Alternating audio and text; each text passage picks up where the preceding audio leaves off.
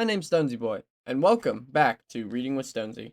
Today, we are reading a very, for some reason, educational in the United States, story by Scott Odell called Island of the Blue Dolphins.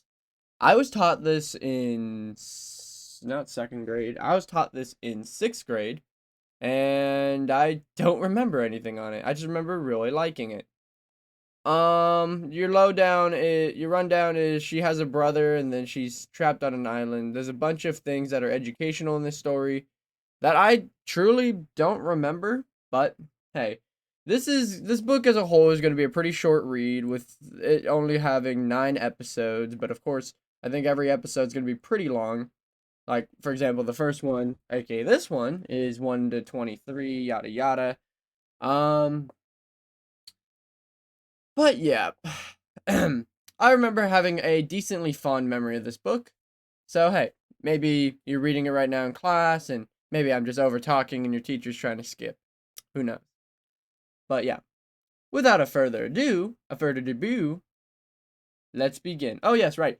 We're reading chapters 1 to 4 and pages 1 to 23. And remember to keep pausing and taking your notes or whatever. I don't know. All right, let's begin. Introduction. Entry number 1183. Recorded by Father Gonzalez Rubio in the Santa Barbara Mission Book and Burials reads.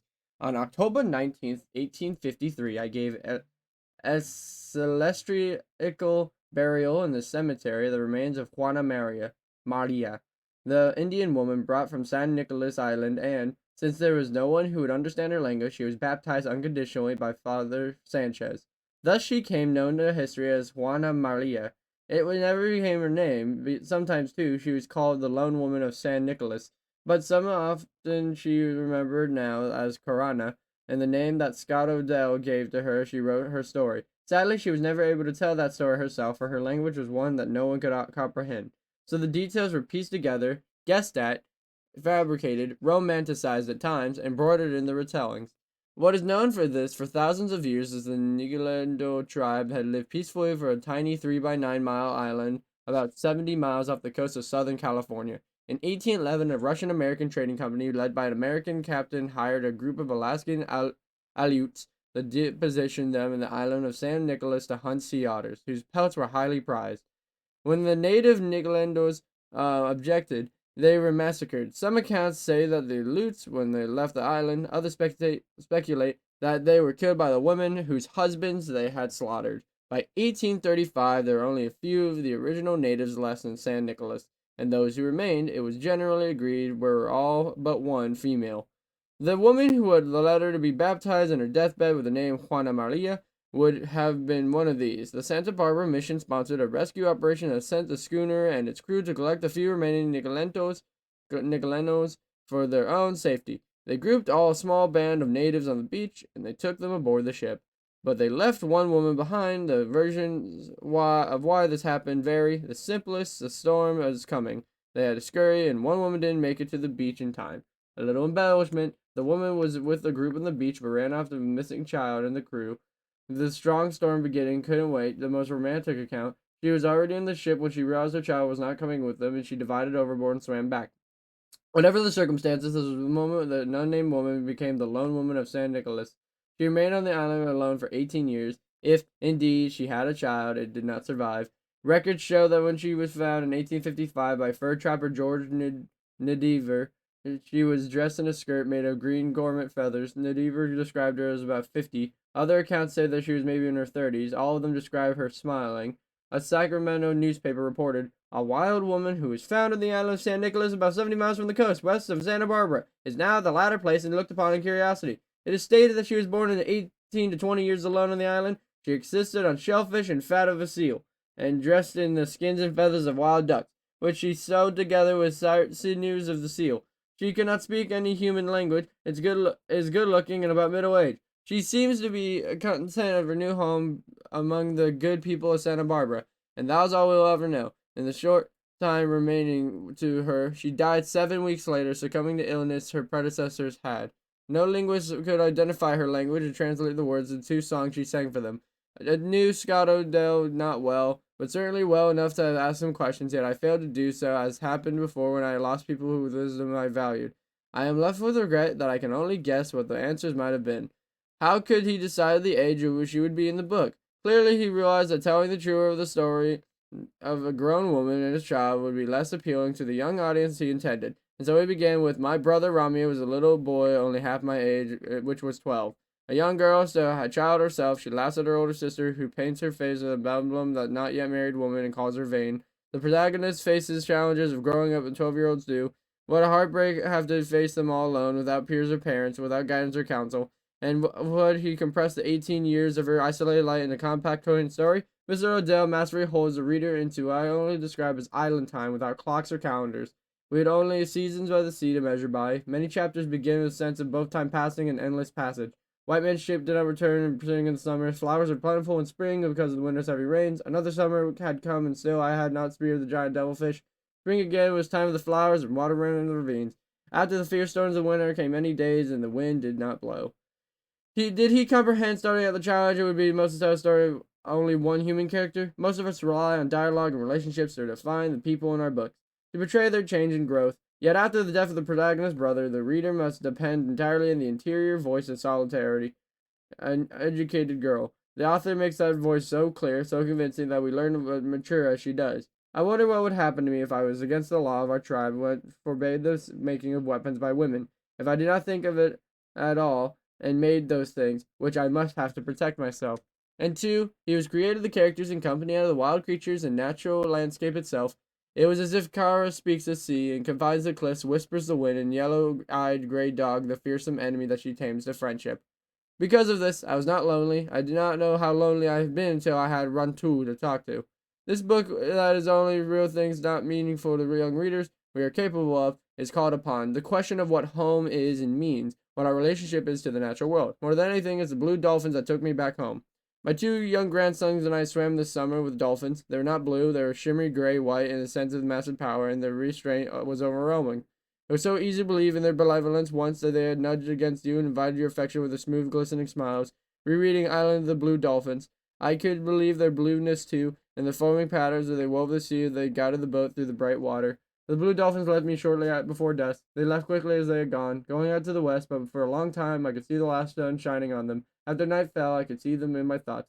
Me too. Thank you, Scott Odell. Lois Lowry, Cambridge, Massachusetts. Oh my goodness, it's Lois Lowry. Chapter 1. I remember the day that Aleuts' ship came to our island. At first, it seemed like a small shell afloat the sea. Then it grew larger, and the gull was folded wings. At last, in the rising sun, it became as it really was, a red ship with two red sails. My brother and I had gone to the head of the canyon that winds down to a little harbor called Coral Cove. We had not gone farther, gather roots that grow there in the spring. My brother Ramo was only a little boy half my age, which was 12. He was small for one who had lived so many suns and moons, but quick as a cricket, as foolish as a cricket, and when he was excited. For this reason, and because I wanted to help him gather roots and not go running off, I said nothing in the shell as I saw, or the gull with folded wings. Well, I went on the digging in the brush, and the point of my stick threw nothing at all were happening on the sea, even when I knew for sure the gull was a ship with two red sails. But Ramo's eyes, little world, there was like lizards, and very large, and like eyes of the lizard, would sometimes look sleepy. This is the time they saw the most. This is the way they looked now. They were half closed, like those of a lizard lying on a rock to flick out its tongue and catch a fly. The sea is so smooth, Ramos said. It's a flat stone without any scratches. My brother liked to pretend that one thing was another. The sea is not a stone without scratches, I said. It is water with no waves. To me, it's a blue stone, he said, and far away on the edge of the small cloud which sits on the stone, clouds do not sit on stones, on blue ones or black ones or any kind of stones. Well, this one does, not on the sea, I said. Dolphins sit there, and gulls, and cormorants, and otter, and whales too, but not clouds. It is a whale, maybe. Marmo was standing on one foot when on the other, watching the ship coming, which he did not know was a ship because he had never seen one. I had never seen one either, but I knew how they looked because I had been told. While you gaze at the sea, I said, I dig roots, and it is who I will eat them and who will not. You who will not. Rama began to punch at the earth with his stick, but as the ship came closer, its sails showing red through the morning mist, He kept watching and acting all the time if we were not. Have you ever seen a red whale? He asked. Yes, I said, even though I never had. Those I've seen are gray. Though you are very young and you've not seen everything that swims in the world. Rama picked up a root that was about to drop in the basket. Suddenly his mouth opened wide when he closed again. A canoe, he cried. A great one, bigger than all of our canoes together, and red. A canoe, or a ship, it did not matter to Ramo. In the very next breath he tossed the root in the air and was gone, crashing through the brush, shouting as he went. I kept on gathering roots, but my hands trembled as I dug in the earth, for I was more excited than my brother. I knew it was a ship there on sea and not a big canoe, and that ship could mean many things. I wanted to drop the stick and run too, but I went on digging roots because they were needed in the village. By the time I filled the basket, the Aleuts ship and sailed around the wide kelp bed that encloses our island, and between the two rocks that guard Coral Cove, word was coming that had already reached the village of Galasat. Carrying their weapons, our men sped along the trail with winds on the shore. Our women were gathering at the edge of the mesa. I made my way through the heavy brush and moving swiftly down the ravine until I came to the sea cliffs, where I crouched on the hands and knees. Below me lay the cove. The tide was out, and the sun shone on the white sand of the beach. Half of the men in our village stood at the water's edge, the rest of them concealed among the rocks and the foot of the trail, ready to attack the intruders should they prove unfriendly. As I crouched there in the betonyan bushes, trying not to fall over the cliff, trying to keep myself hidden and yet to see if they hear, and they went on below me, a boat left the ship. 6 men with long oars were rowing. Their faces were broad and shining dark hair fell over their eyes. When they came closer, I saw that had bone ornaments thrust on their noses. Behind them, in the boat, stood a tall man with a yellow beard. I had never seen a Russian before, but my father had told me about him, and I wondered, seeing the way he stood and his feet set apart and his fists at his hips and looked like a little harbor as though it already belonged to him, if he were one of those men from the north whom our people feared. I was certain of it when the boat slid on the shore. He jumped out, shouting as he did. His voice echoed against the rock walls of the cove. His words were strange, unlike any I've ever heard. Slowly then he spoke. I come in peace and wish to parley, he said to the men on the shore. None of them answered, but my father, who was one of those hidden among the rocks, came forward, and down the sloping bench he thrust his spear into his sand. I am chief of Galasat, he said. My name is Chief Chawig. I was surprised that he gave his real name to a stranger. Everyone in our tribe had 2 names, the real one, which was a secret and was seldom used, and one which was common for its people, and a secret name that becomes worn out and loses its magic. Thus, I was known as Wanapeli, which means the girl with the long black hair, through my secret name is Korana. My father's secret name was Chawig. Why he gave it to a stranger, I do not know. The Russian smiled and held up his hand, calling himself Captain Orlov. My father also held up his hand. I would not see his face, but I doubted that he smiled in return. I have come with 40 of my men, said the Russian, but we come to hunt sea otter. We wish to camp on your island while we are hunting. My father said nothing. He was a tall man, though not as tall as Captain Orlov, and he stood with his bare shoulders thrown back, thinking about the Russian had said. He was not in a hurry to reply. The Aleuts had come there to hunt otter. That was long in the past, but my father still remembered them. You remember another hunt? Captain Orlov said when my father was silent. I have heard of it, too. It was led by Captain Mitrif, the fool is now dead. The couple arose because of you. Your tribe did all the hunting. We hunted, said my father. But the one you call fool wished to hunt us from one moon to the next, never ceasing. This time you will need to do nothing, Captain Orlov said. My men will hunt and will divide the catch. 1 part for you, to be paid in goods, and 2 parts for us. The parts must be equal, my father said. Captain Orlov gazed towards the sea. We could talk of that later when my supplies are safe ashore, he replied. This morning was fair and a little wind, yet it was a season of the year when storms could be looked for, and so I understood why the Russian wished to move to our island. It is better to agree now, said my father. Captain Orlov took 2 long steps away from my father and turned to face him. 1 part to you is fair, since the work is ours and ours the risk. My father shook his head. The Russian grasped his beard. Since the sea is not yours, why do I have to give you any part?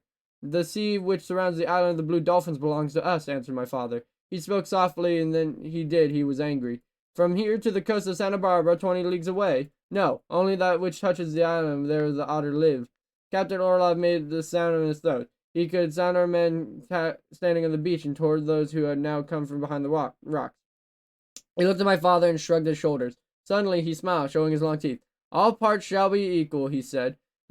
He said more. I did not hear it. For the instant of my great excitement, I moved the small rock which clattered down the cliff and fell at his feet. Everyone on the beach looked up silently.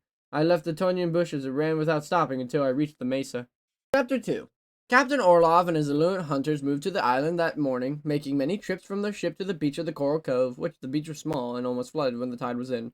He asked if he could camp on higher ground, which my father agreed on. Perhaps I should tell you about our island so you will know how it looks when our village was and where the Aleuts camped for most of the summer. Our island was 2 leagues long and 1 league wide, and if you were standing on one of the hills that rise in the middle of it, you would think that it looked like a fish, like a dolphin lying on its side, with its tail pointing toward the sunrise, its nose pointing at the sunset, and its fins making reefs in the rocky ledges along the shore. Whether someone did stand there on the low hills in the days when the earth was new and because of its shape called it the island of the blue dolphins, I do not know. Many dolphins lived in our seas, and it may be from then that came the name. But, one way or another, this is what the island was called. The first thing you would notice about our island, I think, is the wind. It blows almost every day, sometimes from the northwest and sometimes to the east. Once in a long while out of the south. All the winds except for the one from the south are strong, and because of them are the hills that are polished smooth and the trees are small and twisted, even in the canyon that runs down to the Coral Cove.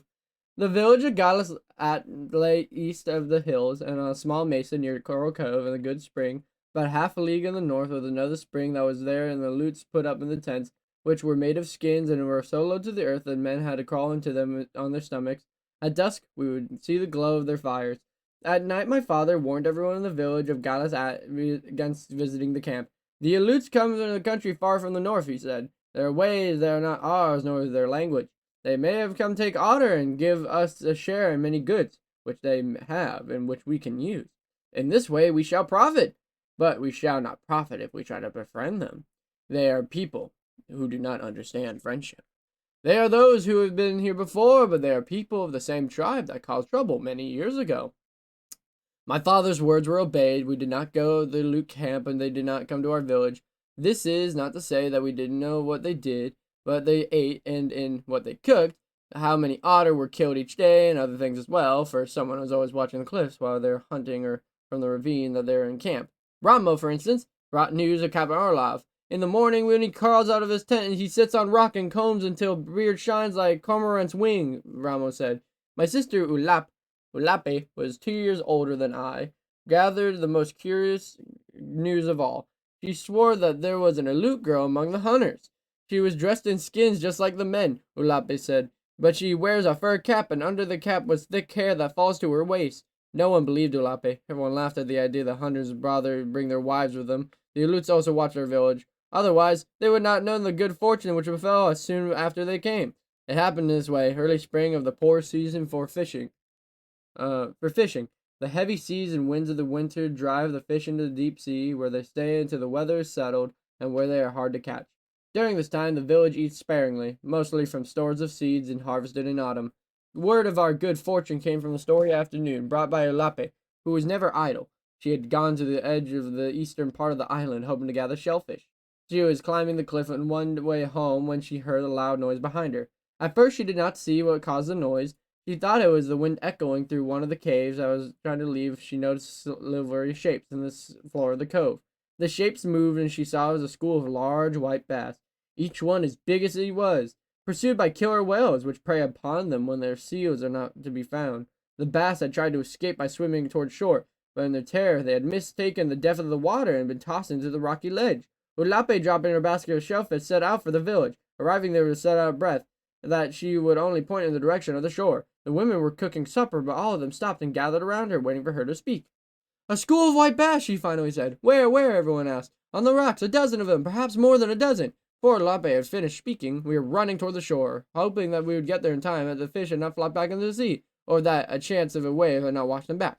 We came to the cliff and looked down. The school of white bass were still on the ledge, glistening in the sun, but since the tide was high and the biggest waves were already lapping at the fish, there was no time to lose. One by one we hauled them out in reach of the tide. When 2 women carrying a single fish, for they were all about the same size and heavy, we filled up the cliff and brought them home. There were enough for everyone in our tribe for supper that night and the next, but in the morning 2 Aleuts came to the village and asked to speak with my father. You have fish, one of them said. Only enough for my people, my father answered. You have 14 fish, the Aleut said. 7 now, because we ate 7. From 7 you can spare 2. There are 40 in your camp, my father replied, and more than that of us. Besides, you have your own fish, the dried ones that you brought. We tire of that kind, the Aleut said, and a short man who only came to my father's shoulders and his small eyes like black pebbles and a mouth of the edge of a stone knife. The other Aleut looked very much like him. "You are hunters," my father said. "Go and hunt your own fish. If you are tired of what you are eating, I have my people to think of. The Captain Orlov will hear that you refuse to share the fish." "Yes, tell him," my father said, "but also why we refuse." The Aleut grunted and his companion, and two of them stalked off with the short legs across the sand dunes that lay between the village and their camp. We ate the rest of the white bass that night, and there was much rejoicing. But little did we know, as we ate and sang, the older men told stories of the fire, that our good fortune would soon bring trouble to Galasat. Chapter 3. The wide beds of kelp, which surrounded our island on three sides, came close to the shore and spread out to sea for the distance of a league, and the deep beds, even on the days of heavy winds, and the Aleuts hunted. They left the shore at dawn and skinned canoes, and did not return till night, towing after a slain otter. The sea otter, when it was swimming, looks like a seal, but it feels very different. It's really very different. In the shorter nose than a seal, small webbed feet instead of flippers, and fur that was thicker than much more beautiful. It's also different in other ways. The otter likes to lie on its back in the kelp beds, floating up and down in the motion of the waves, sunning itself, or sleeping, are the most playful animals in the sea. As these creatures the Aleuts hunted for their pelts, from the cliff I could see the skin canoes darting there and there over the kelp beds, barely skimming the water, and the long spears flying like arrows. At dark, the hunters brought out their catch into Coral Cove, and there on the beach the animals were skin and flesh. Two men, which also sharpened the spears, did this work, laboring far into the night by light of seaweed fires. In the morning the beach wood strewn in the carcass, and the waves red in blood. Many of our tribe went to the cliff each night to count the number killed during the day. They counted the dead otter and thought of the beads and other things that each pelt meant. But I never went to the cove, and whenever I saw hunters with their long spears skimming over the water, I was angry, for these animals were my friends. It was fun to see them playing or sunning themselves among the kelp. It was more fun when they thought of beads in the water around my neck. This I told my father one morning. "There was scarcely a dozen left in the beds around Coral Cove," I said. "Before the Aleuts came, there were many." "Many still live in the water in other places around our island," he replied, laughing at my foolishness. "When the hunters leave, they will come back." "There will be none left," I said. "The hunters will kill them all. This morning they hunt on the south. Next week they move to another place. The ship is filled with pelts. In another week the Aleuts will be ready to go." I was sure that my father thought they would leave soon. For 2 days before they sent some of our young men to the beach to build a canoe from log which drifted from the sea. There are no trees on the island except small ones stunted by the wind. When a log came ashore, this happened once a long time. It was always carried to the village and worked there in the chance wave that would wash it away. When the men were sent to hollow out the log of the cove and sleep beside it during the night, meant that they were there to watch the Aleuts, to give them the alarm should Captain Orlov try to sail off without paying us for the otter skins. Everyone was afraid he might, though besides the men in the cove who watched it, Aleut ships, others kept watch on the camp. Every other hour someone brought news. Ulape said that the Aleut women spent a whole afternoon cleaning her skin aprons, which she had not done before while she had been there. Early one morning Ramos said that he had been Captain Orlov carefully trimming his beard, that it looked the way it did when he first came. The Aleuts who sharpened the long spears stopped the work and gave all their time to skinning the otter, which were brought in at dusk.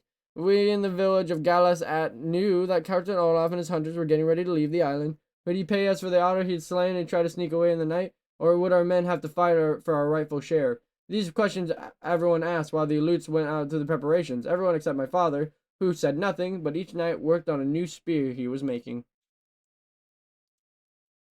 Chapter 4. The Aleuts left on a sunless day, without the north steep waves rolled down upon the island. They broke against the rocks and roared in the caves, spinning up the right waves of water. Before a night in the storm they certainly struck, not long before the Aleuts looked back down on their skin. The tents were carried them to the beach. Captain Orloff had not paid my father for the otter he had killed, so when the news came to the hunters had packed their tents, all for the tribe left the village and hurried toward the Coral Cove. The men and their weapons went first, and the women followed. The men looked at the trail and led to the beach, but the women hid themselves among the brush of the cliff. Ulape and I went together far out on the ledge, where I had hidden before the hunters first came. The tide was low, and the rocks in the narrow beach were scattered in the bundles of other pelts. Half of the hunters were on the ships, rest were waiting in the water, tossing the pelts onto a boat, and the Aleuts laughing while they worked, as if they were happy to leave the island. My father was talking to Captain Orlov. I could not hear their words, and because of the noise the hunters made, but from why my father shook his head, I knew he was not pleased. "He is angry," Loup whispered. "Not yet," I said. When he's really angry, he pulls his ear. The men who were working on a canoe had stopped and were watching my father and Captain Orlov. The other men of the tribe stood at the foot of the trail. The boat went off to the ship filled with otter. As it reached the ship, Captain Orlov raised his hand and gave the signal. When the boat came back, he held a black chest with 2 of the hunters carried to the beach. Captain Orlov raised the lid and pulled out several necklaces with a little light in the sky. Yet the beads sparkled as he turned them in this way and that. Beside me, Olape drew in her breath in excitement. I could hear her cries of delight and the women hidden in the brush. But the cries suddenly ceased as my father shook his head and turned his back on the chest. The Aleuts stood silent. Our men left their places on the foot of the trail and moved forward a few steps and waited, watching my father. 1 string of beads for 1 otter pelt is not our bargain, my father said. 1 string and 1 iron spearhead, said Captain Orlov, lifting 2 fingers. The chest does not hold that much, my father answered. There are more chests on the ship, said the Russian, and bring them to the shore, my father said. You have 105 bales of otter on the ship. There are 15 here in the cove. You will need 3 more chests of this size. Captain Orlov said something in Aleuts that I could not understand, but the meaning was soon clear. There were many hunters in the cove, and as soon as they spoke, they began to carry otter pelts to the boat. Beside me, Ulape was scarcely breathing. Do you think that they will give us another chest? She whispered. I do not trust him. Then he gets to have the pelts to the ship. He may leave. It is possible. The hunters may have passed my father to reach the boat, and then the first one approached him. He stepped in his path. The rest of the pelts must stay here, he said, facing Captain Orlov, until the chests are brought. The Russian drew himself up stiffly, pointed to the clouds blowing in and toward the wind. I load the ship before the storm arrives, he said. Give us the other chest, and I will help you with your canoes, my father replied. Captain Orlov was silent. His gaze moved slowly in the cove. He looked at our men standing in the ledge of rock a dozen paces away. He looked upward towards the cliff, then back to my father. Then he spoke to his Aleuts. I do not know what happened first, whether it was my father who raised his hand against a hunter whose path he barred, whether it was a man who stepped forward with a pail of belts on his back and shoved my father aside. It happened all so quickly, but I could not tell from the act of another. But I jumped to my feet, and Lape screamed, and other cries surrounded around the cliff. I saw a figure lying in the rocks. It was my father, and blood was on his face. Slowly, he got to his feet. With their spears raised, our men rushed down across the ledge. A puff of white smoke came from the deck of the ship. A loud noise echoed against the cliff. 5 of our warriors fell and lay quiet. Ulape screamed again and flung a rock into the cove. It fell harmlessly by Captain Orlov. Rocks showered onto the cove from many places along the cliff, striking several of the hunters. When our warriors rushed in upon them, it was hard to tell one from the other. Ulape and I stood in the cliff and watched helplessly, afraid of the rocks we held, lest we injure our own men. The Aleuts had stopped by the bales of otter. They drew knives in their belts, and as warriors rushed upon them, like 2 lines surged back and forth along the beach. Men fell in the sand and rose to fight again. Others fell, did not get up. My father was one of these. For a long time, it seemed that we would win the battle, but Captain Orlov, who had rowed off the ship and then the battle started, returned with more of his Aleuts. Our warriors were forced backward to the cliffs. There were few of them left. Yet they fought at the foot of the trail and would not retreat. The wind began to blow. Suddenly, Captain Orlov and his Aleuts turned and ran to the boat. Our men did not pursue them. The hunters reached the ship. The red sails went up, and the ship moved slowly between the 2 rocks that guard the cove. Once more, before it disappeared, a white puff of smoke rose from the deck. As Lupe and I ran across the cliff and whirring around like a great bird in flight passed above our heads. The storm struck as we ran, driving rain to our faces, when other women were running beside us, and their cries were louder than the wind. At the bottom of the trail, we came upon our warriors. Many had fought on the beach. Few had left it, and these were all wounded. My father lay on the beach, and the waves were already washing over him. Looking at his body, I knew he would not have told Captain Orlov his secret name. And back in our village, all the weeping women and sad men agreed that this was so weakened him that he did not live through the fight with the Aleuts and the dishonest Russian. And for today, that is it. Like I said, I don't really remember much of the Island of the Blue Dolphins, and this episode was really long because I also read the introduction on accident. But, honestly, what can you do? Accidents happen. But today we read pages 1 to 23, chapters 1 to 4, and the introduction of the Island of the Blue Dolphins. Next time we will be reading pages 24 to 46, which is another 23. Oh gosh, another 23 episode. And next time we will be reading chapters 5 to 8. Honestly, I don't know why I don't do 05 to 08 or just 5 to 8, but whatever. But yeah, that'll be next episode. But, of course, even though it's been a long, long episode, I remember when they danced and people would be worried for a while. I love John Denver. Um, Today we're actually going to our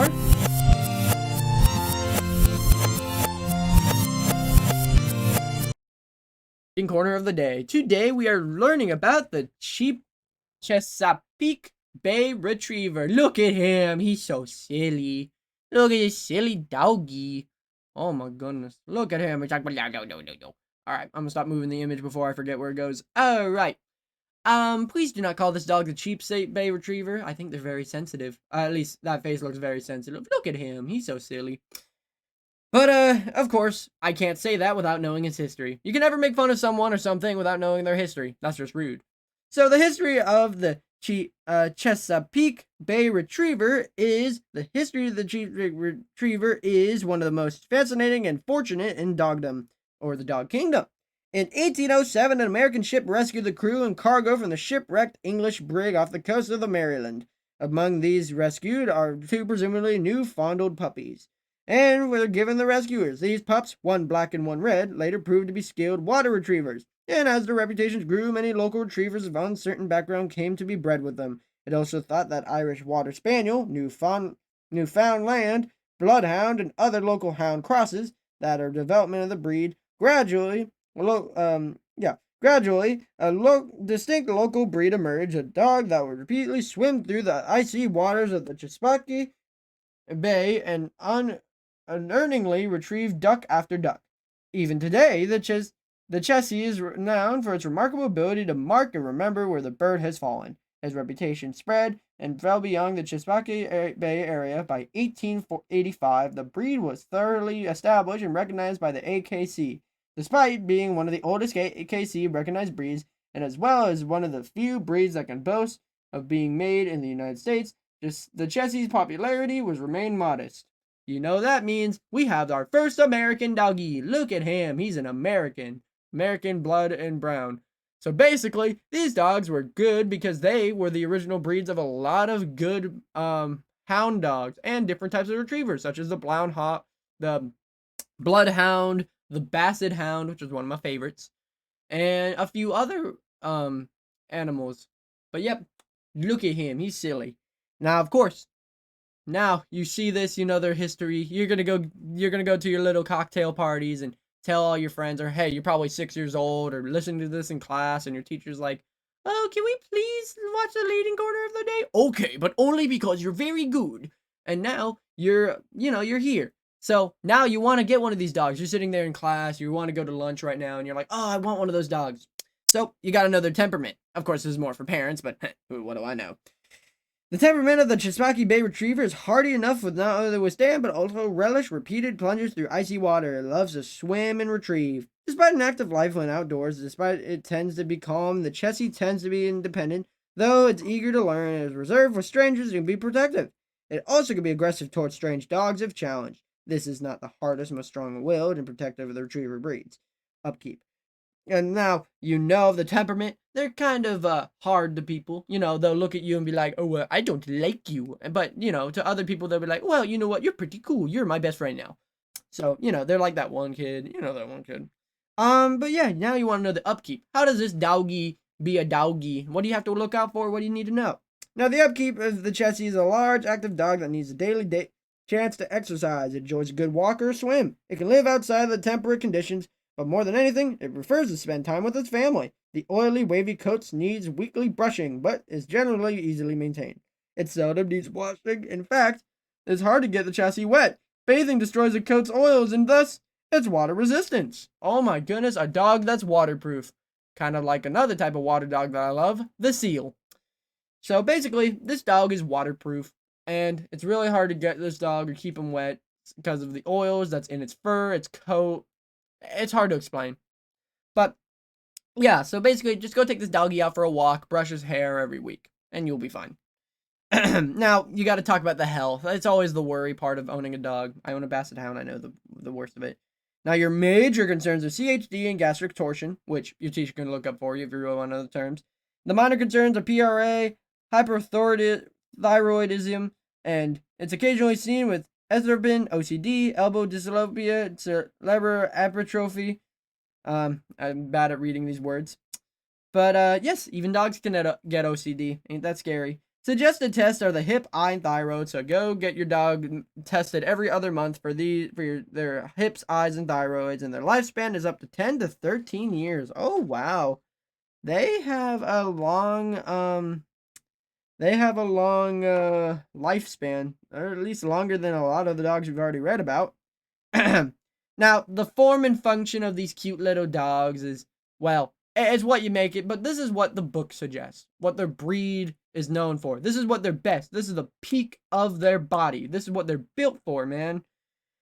And the Chesapeake Bay Retriever was built and developed to hunt waterfowl under the adverse conditions, facing strong tides of rough water, high winds, and sometimes even having to break through ice. It's an extraordinary swimmer with strong yet tender bite, enabling to carry birds. Its powerful limbs and webbed feet. The chessie is also slightly longer than tall, and its hindquarters are as high and higher as its forequarters, and its coat is rendered virtually waterproof. By virtue its oily, harsh outer coat and dense woolly undercoat. The color matches his working surroundings, any shade of brown, sage, or dead grass. Basically, this is your hunting dog. It's gonna go get you duckies, and then you're gonna have a yummy dinner. And that's basically it. But if you want to look at a glance, the energy levels, exercise requirements, and playfulness of this dog are at a 3, so not much. The affection level is at a 4, so they love you. The friendliness towards dogs and other pets is a 3, so they're decently friendly, just not the friendliness. They're not very friendly towards strangers, though, with a 2 scoring. The ease of training and protection ability is at a 3, so they'll protect you, but not the best. Their watchdog ability is a 4, meaning they can sense really well. Their grooming requirements is a 2, so, you don't really need to groom them a lot. And cold tolerance and heat tolerance is finally not both 3. They can tolerate the cold more, but the heat not so much. For a male, they're up to 65 to 80 pounds. For a female, it's 55 to 70 pounds is usually their healthy weight. The height of a male is 23 to 26 inches, and the female is 21 to 24 inches. Let's hope that doesn't mean feet, because that would be a big doggy. But we are going to be reading about a big dog like that one of these times. So, yeah. That's it for today in today's reading corner of the day. I hope you guys enjoyed the Island of the Blue Dolphins and learning about the Chesapeake Bay Retriever. I'm bad at reading. So yeah, hope you guys have a fantastic, wonderful day, and I'll see you guys next time.